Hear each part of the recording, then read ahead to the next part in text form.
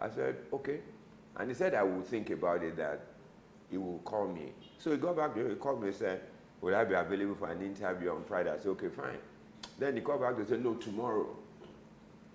So I met the other directors, two of them, Mike, the other white man, then the South African, white South African, Alistair Gore. So we had the interview, and then 2 days later he called me and said, look, they've agreed that I should be moved to human resources, that if I don't like it, I should let them know I'll come back to medicine. We'll come back to it. Let me just say that, don't you think that attitude was more from where they're coming from than because of their skin color? Oh, absolutely. Yeah. If I alluded to white, it was Yes. because they were white then. Well. I think it's them. Yeah. It's just the way, the attitude of giving anybody a chance who can do something. Not necessarily because of the skin color. Okay, fine. It is not unlikely that there could be some Nigerians with such disposition, but at that time there was none, There was none. in my Okay, periphery. fine. Okay. So I think it was more. It wasn't because of the, some also came, they were terrible, white guys, but not necessarily because of their skin color. So what was that experience like, switching from the clinic being medical director to becoming HR director? Honestly, it was enlightening. It gave me a wider berth in understanding. But you see, what had also helped me was the fact that as a doctor, I was dealing with human beings in a clinical sense of mobility. Yeah. But when I moved to it, I was now dealing with human beings in a social environment with their working relationship and all that they practice. So it was just a shift, but it's still about people. Okay. But I think it deepened my interest in people and gave me a better understanding of what trips people, how they live their lives, and what affects them. It was very good for me. And after a while again, I got tired. I said I wanted to leave. We'll take a break. We'll be back to continue.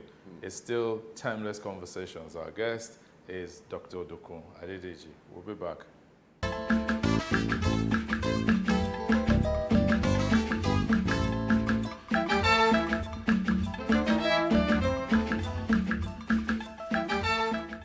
Welcome back to Timeless Conversations with Dokun Adedeji as our guest today. So you were saying you got tired and you thought, let me go.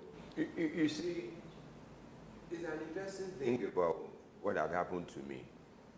When I was in the clinic, I had the liberty to to practice medicine the way I always loved to practice. I had everything. The company gave me the latitude to have the things that I required to practice. And so it was a different experience for me from working in the private sector. And so after a while, I just thought, I come here, I treat people, I do this, I can't wake up the dead. So I said to myself, I'd like to have a different experience. You know, the thing that helped me, as the clinic was under the HR department, so I was attending top managers meeting and all those. So I was making contributions to our discussions, and I said that, look, this is something that I didn't think I was going to go to HR until that opportunity came. So when it came, you know, whilst I was even in the clinic, I was involved in some NGOs where I put so much time and interest even whilst working. And so I began to say to myself, and I came with the experience of what Bill Gates said. Bill Gates said when he called his colleagues and said, look, when he becomes 50, he was going to retire. And he began to do other things that gave him satisfaction and opportunities to do other things. So I said to myself, I've worked in the clinic, I've been HR, I've done my bit. I would like to spend the rest of my life doing things for other people and doing things that I enjoy, not necessarily for money, but for satisfaction. And so after a while, I told the company that I would like to leave. So they said, well, I said, I just was tired. There was no way I would become the MD of the company. I mean, going by what I can see, because I'm limited in that scope. And I'd rather, now when I can still do stuff, go and do things. And they said, okay, fine. So I left. And since I left, I've been involved in the NGOs that I mentioned, that are now I superintend over it, and it gives me absolute satisfaction. And the peace it brings to me, I can't quantify it. So I thought I made the right decision. So it's like you turned the page Oh, yes. in your life's story Oh, yes. and decided I'm going to be more into NGO, social service, as it were. Now, the NGO is the Christ Against Drug Abuse Ministry. That's CADAM. Kadam. What informed its formation? You know, sometimes I remember when I won an award, and the chairman of it came, because I won the chairman's award in Cadbury, which was an international award, Cadbury staff worldwide. So the chairman asked me, he said, Doko, what gave you this desire to do this thing that? I said, honestly, I don't know. I just think it's my nature. It's not the same thing. What happened was, I never smoked before, never drank before. One day in church, the pastor just said, look, we're starting a new ministry called Drug Addict Rehabilitation Ministry to cater to the people that have been on drugs, maybe in the hospital at home. They didn't have any intention of turning to anything else, so I joined. So once I was there, it then began, not because of my medical background, but it was just my nature. So when we were there, I began to suggest to you that, look, going to the joints and meeting this addict, just talking to them was not, they even said to us that, look, we want you to take us out of this and then put us in a place where we can get rehabilitated. That was what began the journey. So I then got very involved in it. We then built our centers, began to admit people, and we went to see people turn around. There are quite a number of them, there are still a lot of them that are drug-free, living productive lives. So that was my interest. In what year was this? The ministry actually Yes. was founded by Pastor Deyemi. I think he founded the ministry in 1991, Okay. and then I joined the ministry in 1992. So that's like 1991 today. That's 30 years Yes, ago. and then So you've 29. been with it I've been in the ministry for about 29 years. 29 years. And since I retired in 2010, Yes. this is what I've been doing full time. Even I wasn't paid. But that was not until now Mommy Joe now set up a board. The board said, no, you couldn't have been doing this all these many years and then we don't. So they said they'll give me some allowance. But the allowance is not even the important thing.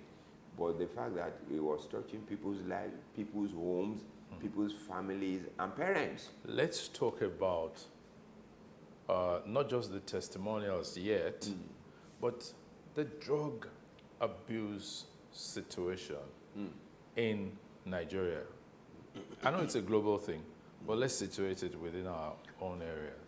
Lekon, one of the greatest tragedy for me, or pain for me, is the issue and our attitude to substance abuse in Nigeria. Why do I say that? Since I got involved, we've been shouting at what I'm seeing that will envelope. When initially, some years ago, they said Nigeria was a user nation, a transit nation. Oh, people carry through Nigeria. I remember telling one of the top echelons of NDLA, was actually the chairman, and we're joking that then we were even a user nation. Because they didn't believe until 2013, when NDLA finally agreed that we're a user nation. Then I cautioned again, a year after that, we're not just a user, we're manufacturing. Everybody said, no, no, it can't be. Where am I going to? In 2017, a survey was done by the UNODC. The report came out in 2018. The global prevalence, the global average prevalence use of substance abuse globally was 5.6%.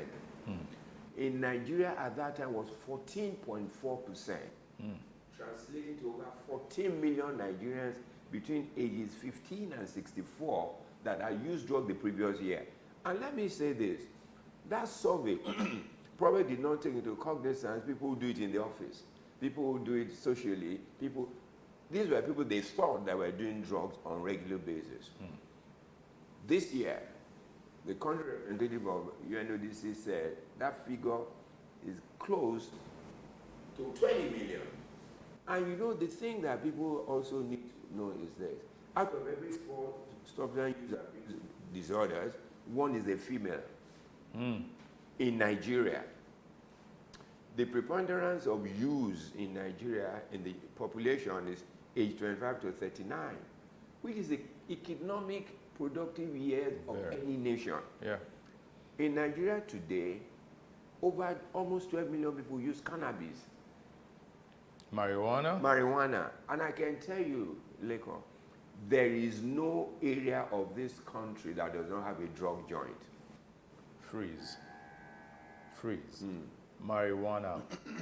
They say that the marijuana grown in certain parts of Nigeria, right, is the best in the world.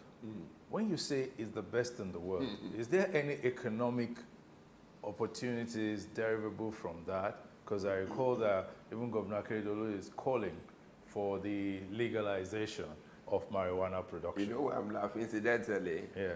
Governor Akeredolu and I were classmates Okay. at Ayetoro. Yes. We're very good friends. He knows this is what I do. I disagree with him completely. You see, anybody who talks about legalization of marijuana are blinded to some facts. We know, as a matter of fact, that the marijuana grown in Nigeria, the component THC component, that is the terrible one that affects the mental and disturbs people, is very high. You see, the marijuana grown abroad for the legal uses are modified. So they're modified to the extent that the THC component is not as heavy as it is here. To say that the best in Nigeria is a fallacy. Nigeria is the 5th highest producer of marijuana in the world. Now, the thing about this is, we are not in a state yet, and I don't know when we can get there, when we can sort of decide that this is what we use marijuana for. So legalizing it will be a tragedy. It will take us down slope. And I'm glad that General Marwa has spoken against it, as many of us are against it. We need to be very careful. Yes, economic benefits are there, because we know that within marijuana, there are over 100 and something substances or compounds in it. And some of them are used in the manufacturing, they're used in building, they're used in hair industry, Hair production. beauties and all those things. They're also used in medicine. But one thing that people forget, even the medical marijuana is not an answer to many of the conditions we use them for. In infantile epilepsy, for instance, which sometimes is used, it is not everyone that has infantile epilepsy that benefits from marijuana. And we have also known that regular drugs that are used for those conditions are far more efficacious than even marijuana. Trying to legalize it and under the guise of the legal use is just to make it into something that becomes acceptable. If we're not careful, marijuana will join the class of socially acceptable substances like alcohol and cigarette, and it's becoming like that in Nigeria surreptitiously. Yes. Because a lot of people use marijuana. And you know, one thing that I'd like to say is this. There are varieties of marijuana, various kinds that people are now using in Nigeria. They call it loud, they call it Arizona, they call it Colorado. They are not marijuana at all. What about the one they call skunk? Skunk is different. Okay. Skunk is, let me take that and then I'll go back. Yeah. Skunk is a combination of marijuana, dry leaves of pawpaw, and then cocaine. That is why when people begin to use skunk, they begin to have a tendency towards addiction because of the cocaine element. Okay. And then they all, you see, and it's more expensive. They give a reason to say, oh, because it's higher in potentiality, and that's why people use it, and it's more expensive than ordinary marijuana. Maybe ordinary marijuana, 5 rounds may cost about 100 naira or thereabout. But skunk, a pinch of skunk may cost you 2,000 or thereabout. But if I go back to Colorado and Arizona, we know that in those substances, which is not marijuana in itself, the marijuana component of them is about 10 to 11%. The rest is made of chemicals and herbs. And that is why when you see people use it, they can go berserk. They will begin to. It is the element, it is not the marijuana anymore because it's very low. It is the chemical component. They are synthetic marijuanas. And that is what is common to them. And why people use them is because the smell does not have the peculiar smell of marijuana. So if you use it at home, parents may not know. But what brings it out is the effects and consequences. And those are things, we need to do something about the substance. You know, you said that marijuana, unfortunately, was becoming, or sadly, was becoming surreptitiously a socially acceptable drug. I recall that growing up, joints where they sold or smoked marijuana were not very much welcome within residential areas, right? But these days, sadly, people smoke marijuana on the street, openly, even people in uniform. You know, that, you see, the thing is, dealing with the issue of substance abuse in Nigeria needs strategic thinking and implementation. And to be honest with you, I'm glad that General Marwa has come to become the chairman of NDLEA. He was chairman of PASIDA, and in the process, he met with a lot of stakeholders. So he had a very good understanding of what the issues are. And I think it's beginning to unfold. My fear is, I hope they give there's a political will to help him, and also the resources. In the sense that one of the things we must begin to do in Nigeria is look at the NDLEA proper. The law setting it up has to be reviewed, in my own understanding. Is too omnibus. What they expect to do, this. If we don't begin to particularize their area of attention, yes, it's good. They can be doing the interdiction, catching people and all the rest. But we need to place emphasis on demand reduction. If we don't do that, because one of the things that the Europeans have understood is this: they give us a lot of gadgets to catch people at the airport. You can't carry the drug. So what happens to the drug that doesn't go out? They get domesticated. And if they get domesticated, it allows accessibility and availability on different scales. So people can get it, they can use it. So the thing we must begin to look at now is, how do we look at this thing? As you said, I doubt if you walk down this whether you won't find where you can buy it. And it's not limited to motor. You see, the wrong impression we've always had. We thought people who do drugs are motor park boys, rascals. Is not true. Big people, I mean, some experiences we are seeing lately have shown us that big people do. If you want to see some of these things in some areas of secluded areas of Lagos, highbrow areas, is to watch during break time. When you see, what do they call, yuppies, leave their offices in suit and everything, you see them drive to a house. They're not going there to have, just sit down. There's something that's going to happen there. Many of the parties today that are highbrow are drug fed. So we need to be aware, and you probably also have noticed or seen from when they have done, many of the cookies, many of these things are bought online. People are making drugs and putting them in food materials and selling them to young people. And so that's why we need to worry. And when you talked about tackling it and about the availability, look, whether highbrow or anywhere in Lagos, there's no place, there's no joint. You know, that's something that's very scary. You said there's possibly nowhere in Nigeria, no part of Nigeria where there is no joint, drug joint. What I have found is that even the drug of use, the preferred drug of use, differs from region to region. Absolutely. So that's like a hydra-headed problem. Good. You know, you've just touched on something that I'd like to elaborate. You know, in CADAM, we sat down and looked at the spectrum of the things available, and then we came to a classification. 4 groups. The first one is socially acceptable: alcohol and cigarette. Go and check today. There is no alcohol you will not find in sachet. And why do they put it in sachet? The man who cannot buy the bottle can buy the sachet. The sachet is about 20 naira. So when you go to the joint, you see them buy like 2 of them, using them, release the amount, put it out, and then begin to use the drug of that day.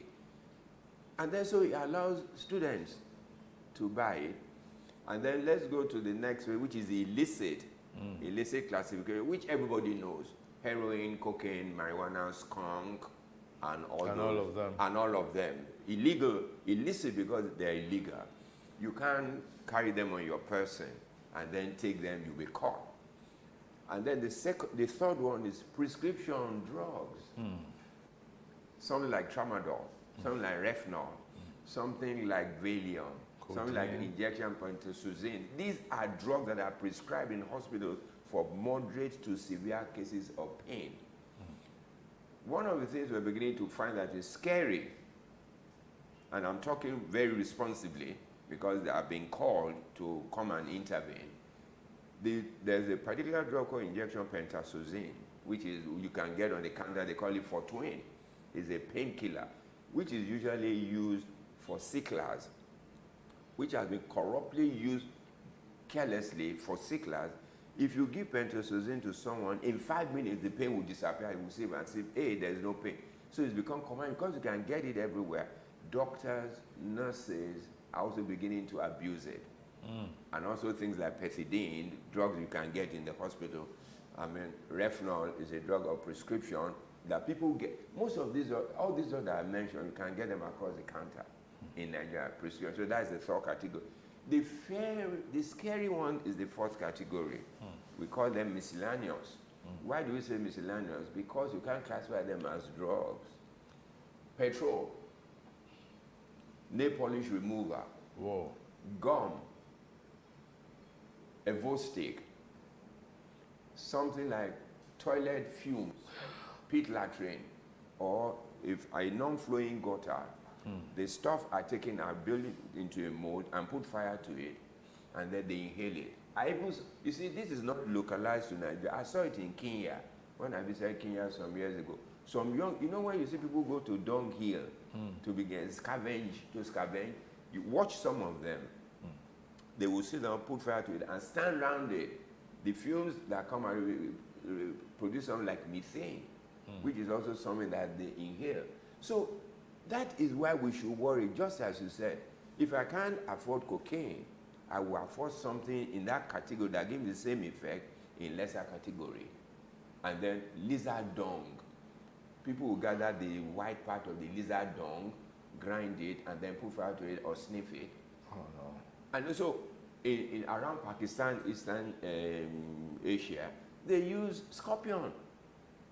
They will kill scorpion, dry it, and then use it to see. In Nigeria here, there's something called gegemu. You may not know it. People in the villages know it. There is a natural growing plant that they plant behind the house to drive snake. It has fruits.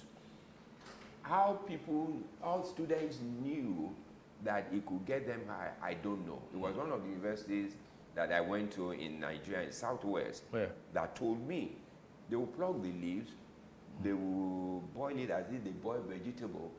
You can't take the fluid neat, extremely potent.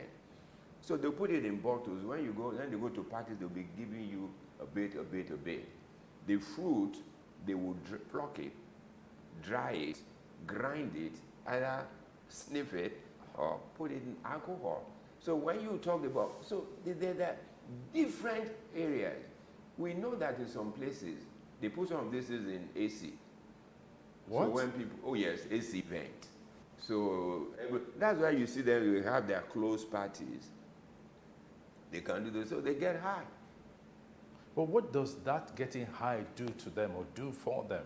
It's a, I will call it an escape mechanism without them knowing it.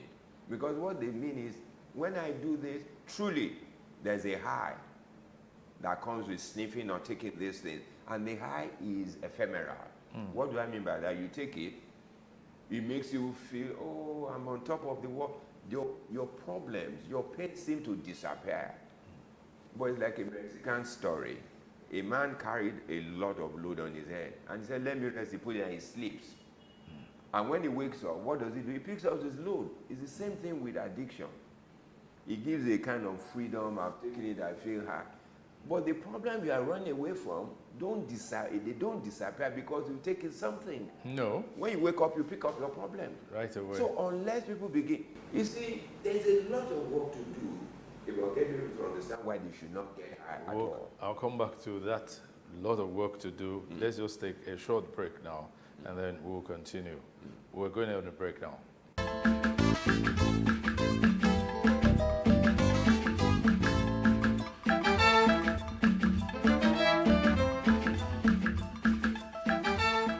Welcome back from that break. It's still Timeless Conversations with Dokun Adedeji, my guest. Yes, we're talking about drug abuse, the prevalence of drug abuse, and you were alluding to how it is so widespread, the 4 categories. What's the way out? You know, honestly, I'm not as pessimistic as some people think about this issue of substance that we can't get out. We can't get out. Yeah. But it takes complementary effort. And for us to understand that it is not the NDLA stuff or NAFDAC stuff alone, you know. Okay. It's about all of us. And I'll tell you how and why. To start drugs, many times we find out it starts from the home. I'm not saying that every home that has a problem, their children will take drugs. No. But it gives them there's something. There's something There's that a then pushes, gravitation. absolutely, that then pushes them to take it. The thing is, primarily, that I say today is parents must be parents again.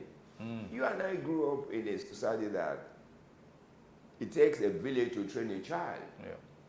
Your neighbor can first of all push you by the ears and bring you to your parents. No, flog you mean? And not flog you. Yes. And then still bring you to your parents and parents And they'll will flog flog you you. again. Yes. It doesn't happen today. Yeah. Parents go to schools to beat up teachers. What are you telling the child? He can get away with blue murder. Many parents don't know their children. Yeah. Because they are in economic pursuit of happiness, in quotes. Everybody wants to work. Everyone wants to be like the Joneses. You see, there's something that I tell people. You know, in psychology, there are 3 psychological components of the human person. The id, the ego. Many of us, no matter the level we get to, still suffer from deficit in ego. And the ego is, who am I? Many of us don't know who we are. We have not sat down to say, who am I? What is my purpose on earth? I didn't just get born because I want to be a part of a number. There has to be something for me particular or specific that I need to do to excel in that makes me feel confident about who I am. That is why you see people want to be like somebody else. Yes. You know, Wole Soyinka says something, a tiger does not need to proclaim his tigritude. At all. A tiger is a tiger. Yeah. And you know, people forget that no matter your disposition, you are also prone to success. There are very good barbers, very good tailors, very good different things, but the society has shifted focus. And generally we all have lost focus, even the church. What does the church talk about today? Money. Prosperity. Prosperity. How can you prosper when you have not labored? And then the kind of teaching that the Bible says is not the application of what the pastors say today. Oh no, you actually you hear church members say that, oh, that brother is driving a Mercedes Benz. I claim it. Claim what? Claim what? Why? Did you claim the problems that came with it? With it? And do you know how he got his Benz? Yes. You know, until we train our children, as I said to you, my father used to sit with us and talk. My father never talked about money. Money is good, but he talked about values.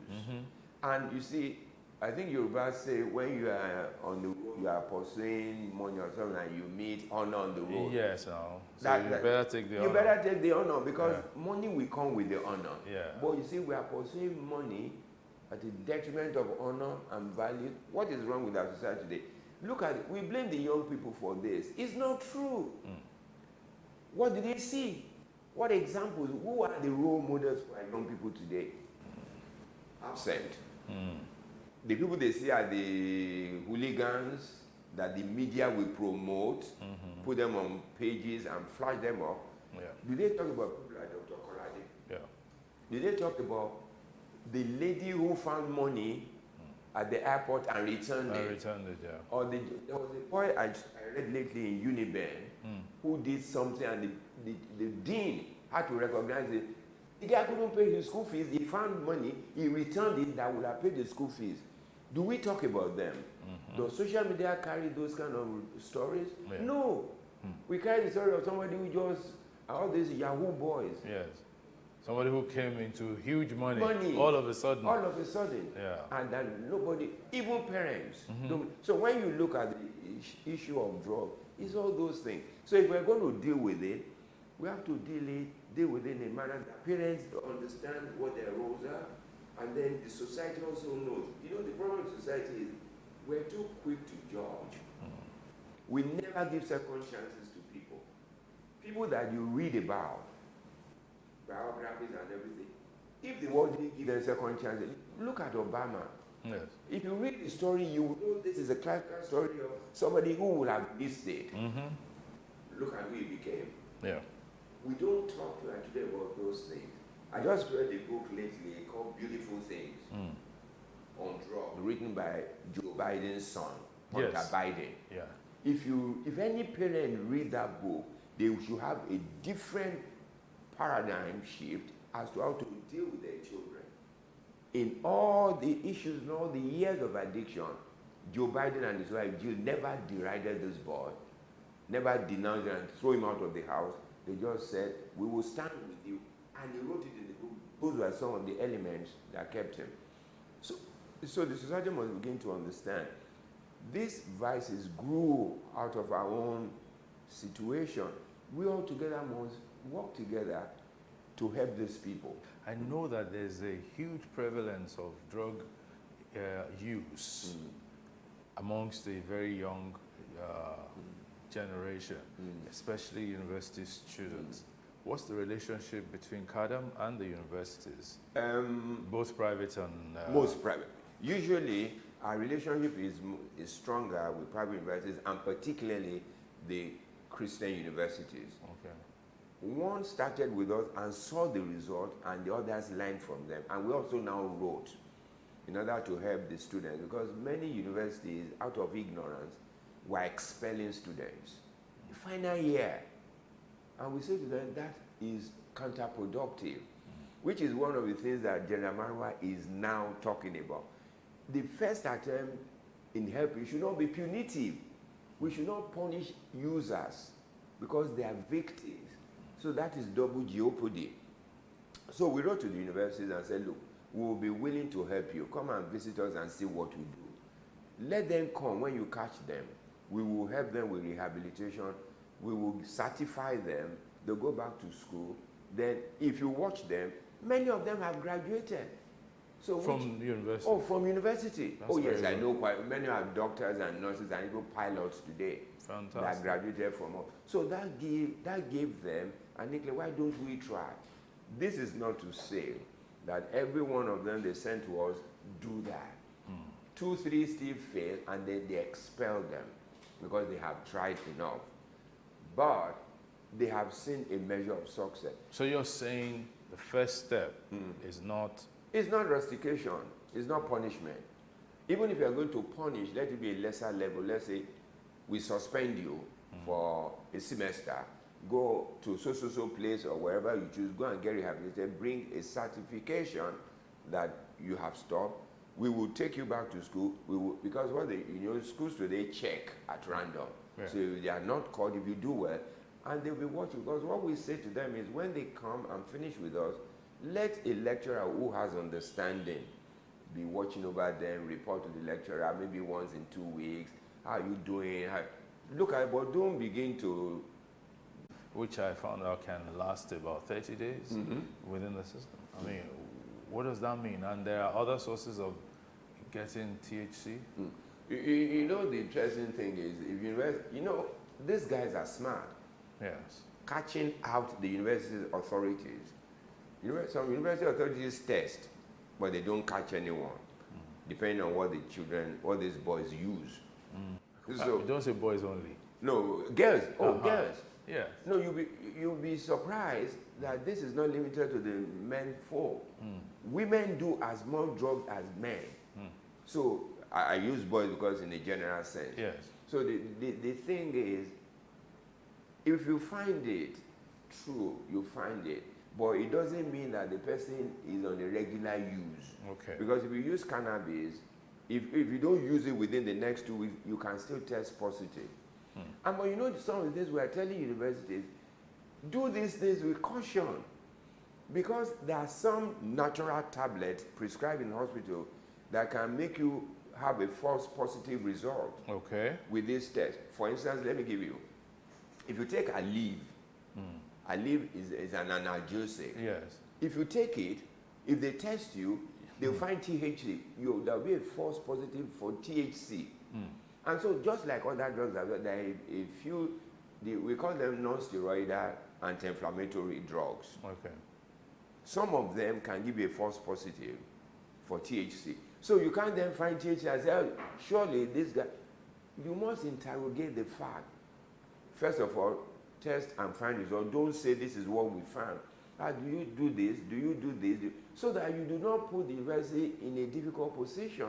Because if the university now suspends, and then somehow the student can prove that it doesn't use drugs, if they then do, then subsequent tests, then it becomes a problem for the Okay. university. Then nobody will trust your judgment. So there's a need for caution. There's a need for caution.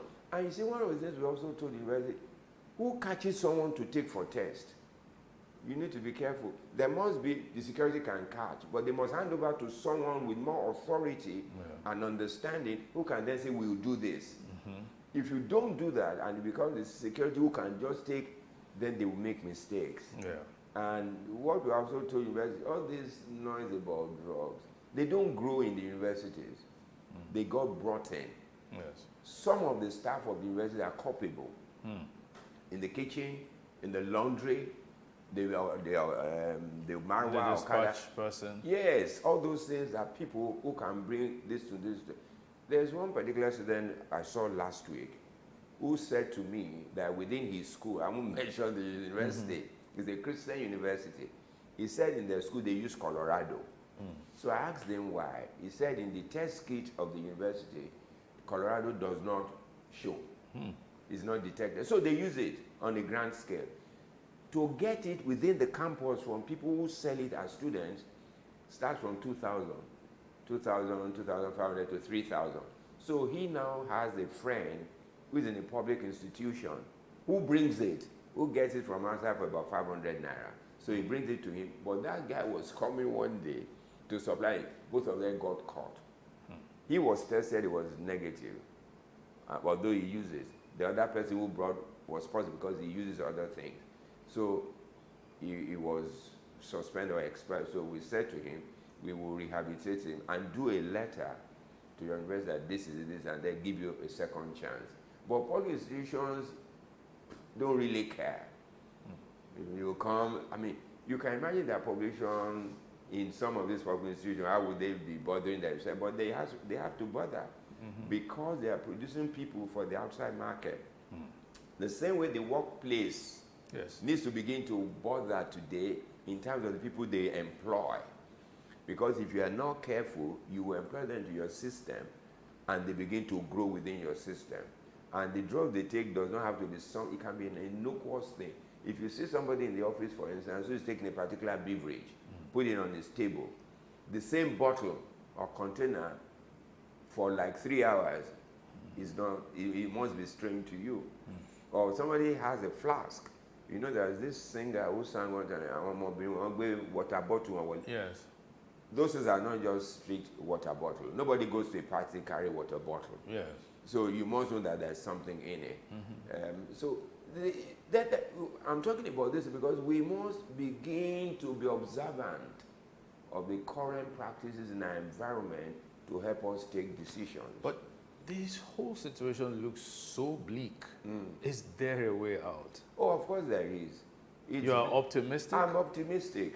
Look, let me tell you my basis for optimism, particularly now. Yes. And I must confess, having met General Marwa and worked with him a bit, I have a feeling, I'm strongly optimistic that if he is allowed to take the time and strategy as he wants to do, with the available resources, and then with his motivating his work staff, we will get result. It will be, but it's not a sprint, it's a marathon. What do I mean by that? It won't happen by magic. It will happen because we join up to work with him, and it's every facet. You said something the other time in questioning me. Even within the law enforcement agencies, they are greater users of drugs than the average society. I've been to joints where I saw them in uniform, take off their cap and they're shacking up. And that's why we have those accidents at the checkpoints and all those things. The custom must be involved in the interdiction. You know, when people import, was it end of last year, somebody imported some containers of tramadol. If they were not caught at the port, they would have gone. When they said the number of tablets counted, if they were distributed across every Nigerian, each of us will have 2 to 3 tablets. You can then know the magnitude. But I can show you, if that thing had walked past them, within 2 weeks they'll be importing another set. Another one, So each component of society, you know, I mentioned parents, I mentioned schools, I mentioned the workplace, then the church. And the mosque too. And the mosque, the religious body. You know why I'm particular about religious bodies? They see a lot more people than any component of our society. So if the pastors know about drugs, they talk about, not in a judgmental sense, oh, if you take drugs, you go to hell. You are making the boys continue to take. Something has to take me to somewhere. Don't use that. We must use love and empathy and drive it home. And when they come to talk to us, it must be confidentially maintained. They might even say, don't tell my parents. Then don't call their parents, because their parents give you shoes when they travel. You call them money. Then you destroy. And the others will never tell you stop. It cuts across. The confidentiality must cut across every facet of the society. The church, the workplace, the schools, and everything. Now, to ask you a final question, how is CADAM funded? I thank you for asking me. It is one of the most difficult aspects of our operation. And I must say this, if not for Mommy Gio, we would be struggling like anything. She visited us and saw our center in the rudimentary stage when we were. She said, and this is a rehab center. No wonder when I tell people to come, they don't want to come. They say Bujero, and that is like a ship pen. Yes. So I said, Mommy, but what will we do? We've talked to everyone that we can talk to, no help. She then left, then called me. That was how she began to release money to us until we built a good center. She then spoke I should come there. I haven't been there in a while. Oh, you should come. And one of the things I even want to do, interest big Nigerians. Let them come and visit. Then they can take a decision how they can help us. Not necessarily if they want to give money. They can build certain centers. They can give us equipment. They can give us vehicles. The things that we need. They don't have to give us money, so they don't say some people want to chop their money. But it's a place for people to visit. Even when people want to have ceremonies like a poker birthday, they can say, every fund from it I give to this center, or come and help us. But finance is a major issue. The church gives us money, which today is like what we use to pay salaries, to buy food, because the program is free. The program in Ekpe is free. We don't charge a dime for it, and they spend a year. We house them, we clothe them, we treat them, we do all those, so we feed them. So we need help. If we get help, we'll be on top of it, we will do much more. So, call for help. Call for help. Talk to the people. I wish today, if anybody watches this, you go to our website, www.cadamonline.org. No, sorry, www.cadam.org.ng. That's our website. And then our phone number is there, 0817-103, I think 9895. Our phone number. Our office is in Ikeja. Agidingbe 5 Yusuf Close off Sadiku Street off Amara, behind Zenith Bank. Come and visit with us. If you come, you talk to us, we'll take you to visit. You will see these people in flesh. You see the faces of addiction, and then you can see there is hope. That's why I'm happy, and I'm pleased to say to you that it's not all bleak. Okay. It looks bleak today, but there's light at the end of the tunnel. Thank you very much, Doc. Thank you. Papa. Thank you so much. My guest today on Timeless Conversations has been Dr. Dokun Adedeji, an altruistic person, totally selfless. It's been a pleasure having you. Thank you so much. Thank you. And we'll follow up on what Kadam is doing. We'll come there. We'll be glad. We'll come there. We'll come there. Maybe we can do a special one. I think you should. Site. I think you should, and maybe also get somebody like General Mara to talk to us. Yeah, we'll reach out to him. We'll reach out to him. Thank you very much for watching. See you some other time. Bye.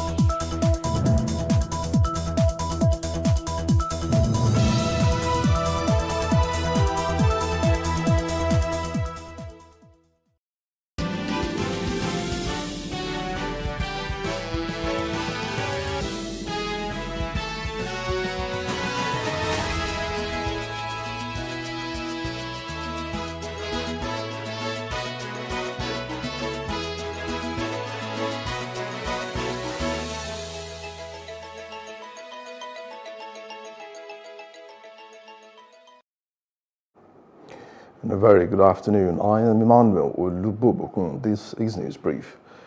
The Minister of the Federal Capital Territory FCT, Nyesom Wike, has opened up on the feud between him and his predecessor, Rivers State Governor Simon Fubara. Now, Wike, referring to the crisis in the state, said money and power will reveal the true identity of a person. He made this known during a press briefing with journalists on Friday in Abuja.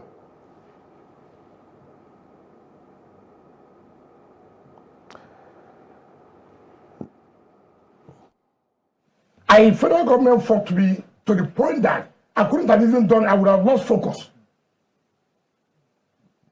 You know what I passed through from 2015 to 2019?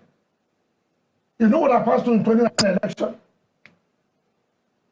You know what I passed through? This one God gave you. No crisis for you. You are not the one importing crisis. Do you know what it means that as a governor, I'm not resting at home? Federal government fought me very badly. But the structure remains, we all agree, we must do this. What's the problem? God gave you something on a platter of gold. No crisis. Federal government is not fighting you. Nobody's at all fighting you. You are the one trying to create crisis for yourself. What kind of system is that? What kind of system is that? Who does that? Okay, no matter. Only ingrates. Only ingrates is in their board that will support what is happening there. Only those who are natural ingrates. Forget about those you are seeing around. Those are people who couldn't come to the state because some of them, they say I refuse to make them governor. Is that the cause of the problem? That those people now, because you are away from the state, they have seen an opportunity to own a state Fubara governor. I have no problem. You can own whomever you want to own. I have no problem. The Rivers State Governor Siminalayi Fubara emphasized that the people of Okpogbo are integral to the history of the Ijaw struggle, making him a true Ijaw son.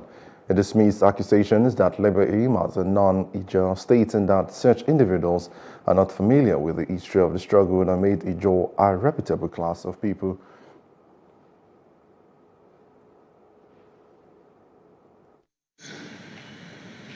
Speculation everywhere.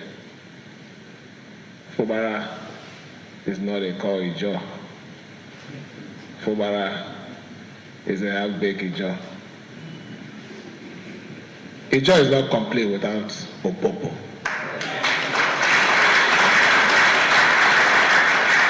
So whoever is feeding you people with that information, they should go back to their history classes.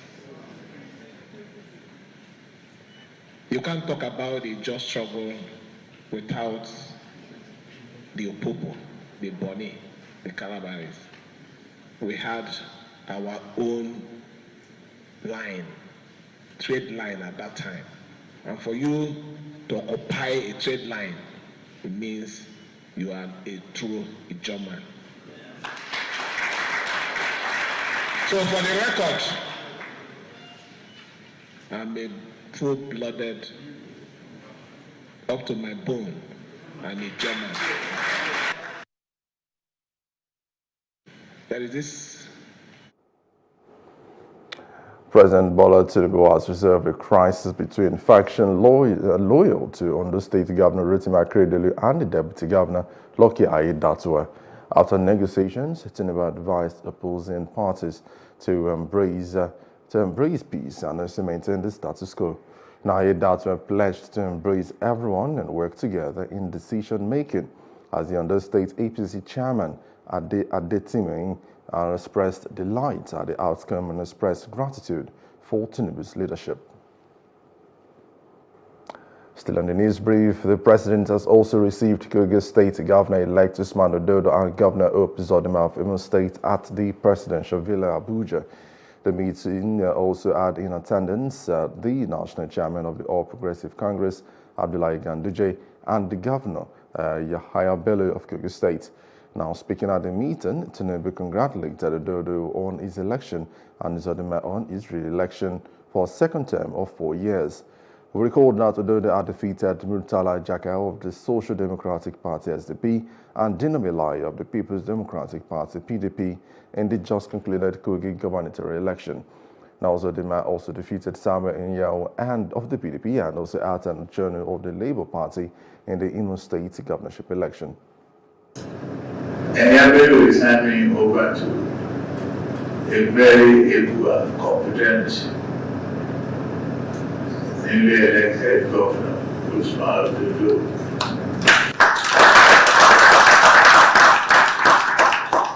You work very hard to get elected, both of you, and make the party proud. We thank the teaming masses who voted you in power. But the challenge has just started. The challenge is just starting to stare you in the face. The challenge of governance, making sure that people of your various states are carried along first. You become a dedicated servant of the people from this mandate. To God be the glory. God will continue to guide each and every one of you and just start ahead of you.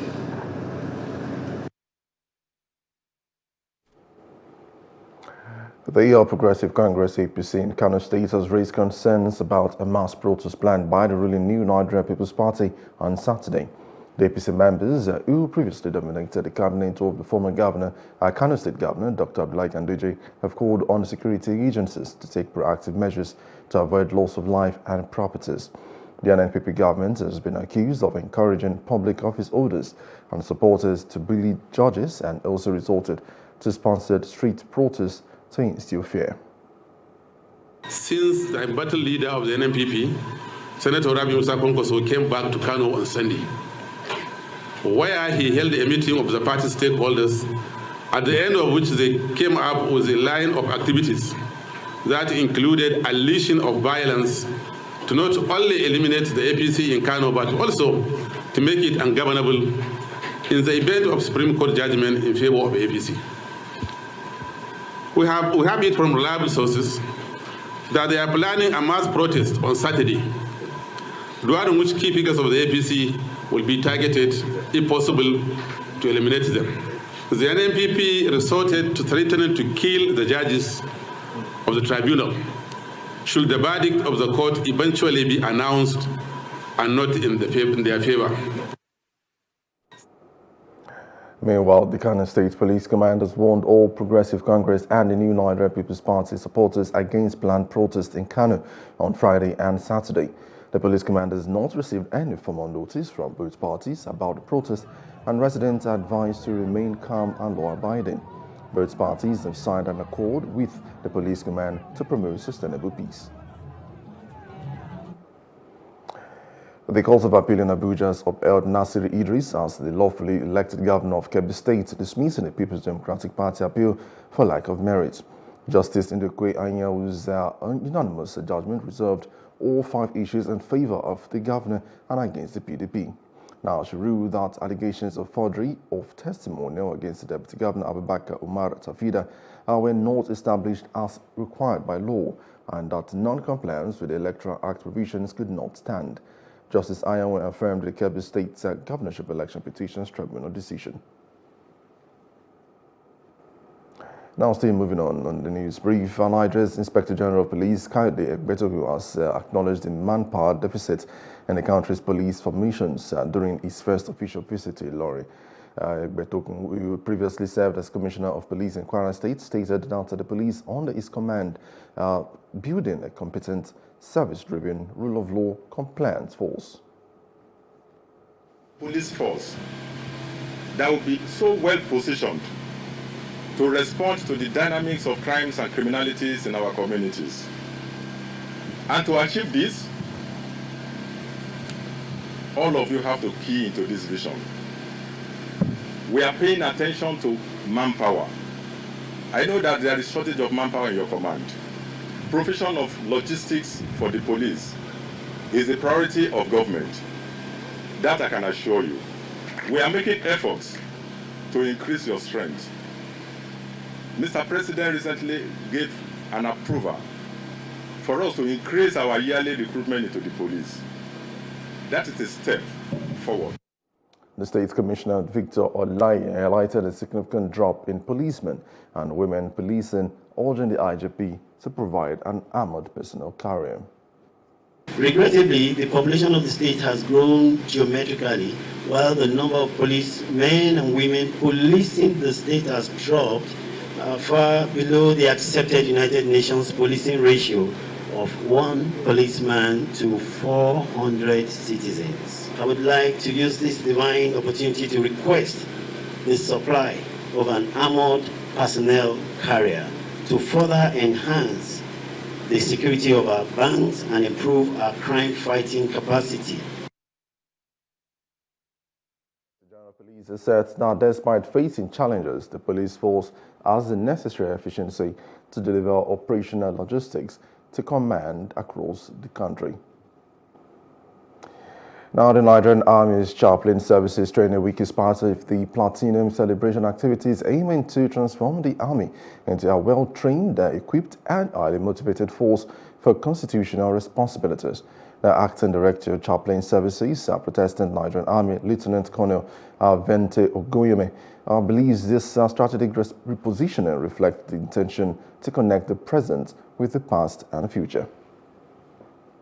Platinum Training Week is an annual event we have to train and retrain our personnel, but today is unique because we're turning 70 as a corps or a directorate, and so we have gathered troops and personnel from all over to retrain ourselves to make sure we're able to attain in reality the 70 benchmark that we have attained, and we're able to fit in more to the Chief of Army Staff's vision as a directorate, a spiritual directorate. Now, during the event, Nigerian Army Chief of Staff Lieutenant General Talagbajan, who was represented by Major General Henry Tafida Wesley, emphasized the nation's resilience in overcoming various threats such as banditry, farmer conflict, terrorism, kidnapping, cultism, secession agitations, gang wars, communal clashes, and maritime piracy. Chief of Army Staff has asked me to come and represent him because of the value he places on what is happening here today. In war fighting, as you may not know, but there's always a moral component to war fighting. And that moral component is driven by the organizations such as this in the military, the chaplaincy, and the Islamic affairs, among others, because these are the things that motivate and keep soldiers highly motivated. Recall that in the Chief of Army Staff's vision, that having a highly motivated force is an important aspect of his vision. So today, we're here to celebrate with them and to re-emphasize the Chief of Army Staff's vision with regards to the aspect of motivation and the moral component of war fighting that they stand as very important drivers for the Nigerian Army. Now, Borno State Governor Professor Babagana Zulum plans to boost agricultural activities and facilitate trans-border trade between the state and Chad. He believes community return after insurgency will offer livelihood support and humanitarian assistance. Zulum has also approved the construction of a 2,000 student Islamic college in Baga town. Now, over the years, Africa has been reputed by the mainstream media and the West as a dark continent, despite its huge potentials. Now, as such, there is the need to change the narrative and celebrate Africa and its people. Those were the words of Mark Ediaye, the convener of the Future Leadership Conference at this year's Award for Public Sector and Entrepreneurship, tagged the Renaissance Reposition in Africa for Global Relevance. Details in this report.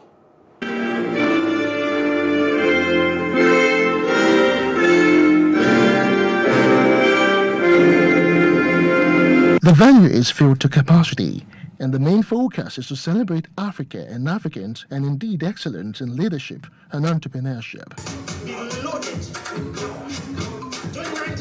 The convener, Mark Ediaye, takes to the stage and shares on the unparalleled dynamism of the African spirit.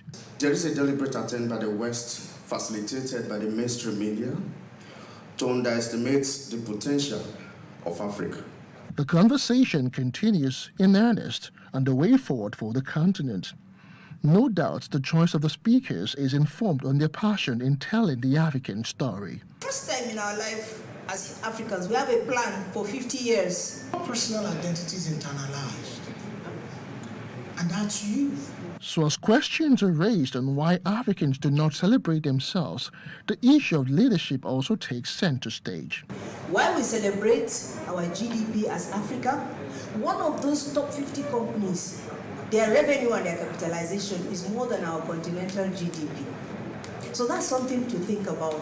Then you now add the fact that 80% of the world's resources are under our feet in Africa. So we've come of age. We will no longer allow people to give us a name just so they can appease whatever desire or innuendos they have about Africa. We believe as a people we have to begin to beam lights on our potential and appreciate and celebrate what we have. I would tell you that we no longer need politicians in leadership.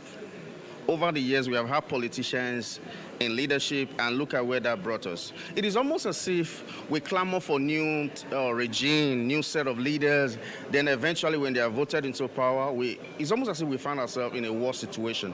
And the solution to that, like John Maxwell would say, everything rises and falls on leadership. We have to become very pragmatic. What is the panacea for the leadership challenge in the continent, and just how can Nigeria and Africa take over the helms of affairs in the productive sector and even the creatives? We have leaders who seek to, their yardsticks and their standards of leadership is foreign. So when they encounter African problems, it tends to be strange for them and makes them either weak, disconnected from the problem on ground. You know, African problem is different from Chinese problem. Nigeria's gross GDP has been enriched by 156 billion naira this year alone with Nollywood and Nigerian music. But that's very little compared to what we could actually do if the government and the banks, etc., would support us more. So as the evening swings on, exceptional people are awarded and celebrated for their passion and drive to bring out the extra in women empowerment, entrepreneurship, creativity, and lots more. Thank you so much for the good work you are doing. Justin Akadonyi, Plus TV News, Lagos. And now we'll move on to other parts of Africa. Niger's military ruler, General Abdurrahmani Tihani, visited Mali to meet with Colonel Assimi Goïta, his first international visit since seizing power in July. Mali and Burkina Faso, ruled by military leaders, pledged solidarity to Niger's school leaders. The three Sahel countries signed a pact in September, including provisions for mutual defense and economic ties. Tiani pledged to return Niger to civilian rule within 3 years as Mali postponed a presidential election and plans to host ministers from the three countries for meetings. And now straight outside Africa, 13 Israelis turned terrorists and also 1 Filipino were handed over to the Red Cross in Gaza by Hamas, Qatar, which mediated the deal. The release includes 13 Israeli citizens, some dual citizens, 10 Thai citizens, and a Filipino citizen. Qatar has led the negotiations within the US and Egypt to reach an agreement for the freeing of 50 civilian hostages from Gaza in return for Palestinian prisoners' release, a 4-day truce, and access to humanitarian aid. Now, the number of hostages due to be freed is the largest since Hamas gunmen stormed Gaza's border on October the 7th. However, Derek Chauvin, the U.S. police officer who killed George Floyd in 2020, was stopped in prison. Now, Chauvin was guilty of second-degree murder, third-degree murder, and second-degree manslaughter in the year 2021 and sentenced to 22 years and a half years in prison. The incident was captured on video and sparked protests against racism and policing. Now, a Justice Department probe found that Minneapolis police routinely resorted to violent and racist practices, including unjustified deadly force. The city settled a wrongful death lawsuit filed by the Floyd family, paying his relatives the sum of $27 million. And straight to business, the Central Bank of Nigeria, CBN, plans to increase the capital base of banks to meet the government's $1 trillion economic goal. CBN Governor Dr. Olayemi Kadoso emphasized the importance of technology in financial services and financial inclusion. He also addressed financial institutions that breached their licenses for using technology for payment. The CBN will conduct a comprehensive review of the licensing framework for payment services and engage in extensive consultations to develop a new regulatory and compliance framework. And now into entertainment news, hip-hop artist Tochukwu Ojukwu, aka Odumakuluf, has revealed how much Grammy-winning singer Temilade Openiyi, popularly known as Tems, charges for her feature. Now, the Declan Rice crooner, while responding to a fan who asked whether the singer would be featured on the deluxe edition of his album, Ezeoku said he can't afford a Tems feature, as he said Tems charges $500 per verse. And now in sport, Nottingham Forest striker Taiwo Awoniyi is ruled out of the African Cup of Nations tournament due to a groin injury sustained in a match against Lesotho. After surgery, Awoniyi will be out for months, with Forest coach Steve Cooper stating he will spend an extended spell on the sidelines. And that's the news brief. For more stories, please follow us on Facebook, X, and Instagram, and do subscribe to the YouTube channel at Plus TV Africa and Plus TV Africa Lifestyle. You can also view us from LiveMix on livemix.tv and Glow TV apps anywhere in the world. I am Emmanuel Olubobokun. Many thanks for watching.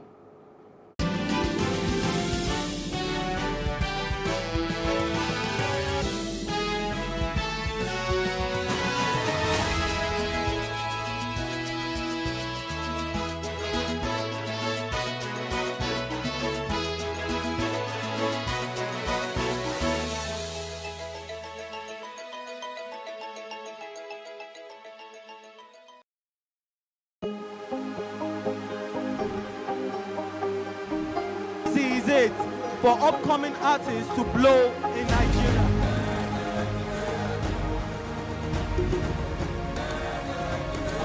welcome to Plus Trending. I am Vicky November, your host, saying thank you for joining us on today's episode. Welcome back. It's tea time on Plus TV Africa. Practice makes perfect. I'm not perfect yet, but I'm a lot better than I used to be. He's a king. He's entitled to marry 100 if he wants to.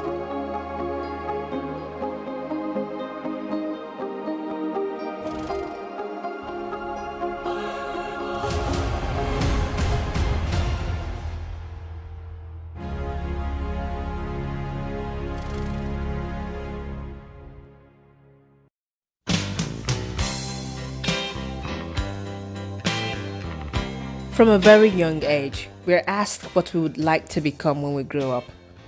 And you're expected to have just one answer. Children deciding to be more than one diverse thing evokes frown lines on the faces of adults because the path to being a doctor is at odds with the path to being a musician. However, there are many people who are genuinely curious about so many things around them, and to choose just one thing out of their many curiosities and interests is unsettling. They soon discover that they are bored and want to pursue more things. Some people may refer to these people as confused. However, the term used to refer to such people is multi-potentialites or polymaths or the Renaissance man. A multi-potentialite is someone with many interests and creative pursuits. The idea of the Renaissance man or polymath came about during the Renaissance period and is the idea that anyone who applies themselves can be exceptional at poetry, arts, science, mathematics, athletics, and any other field that catches their attention. Oyindamola studied human resources at the University of Lagos and graduated top 2 in her class. Since graduation, she has dabbled into music, acting, social media manager, digital marketing, content marketing, coding, freelance UX designer, and arts. For me, when it comes to passions, things that don't have to do with money, I work maybe I can say once a week or on weekends. I have my easel here, so I do my paintings. If it has to do with resume writing business, I set up a schedule that enables me to work on that. I have people that work with me.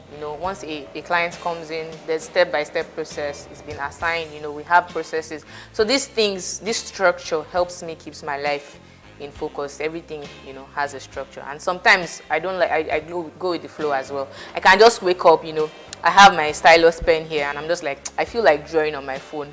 So this is always by my bedside table, and I can just spend like the first 2 hours after waking up just focusing on drawing. So sometimes I take the structured approach, and sometimes I just go with the flow. The term might be new, but humanity has seen many Renaissance men, who include Leonardo da Vinci, who was active as a painter, draftsman, engineer, scientist, theorist, sculptor, and architect.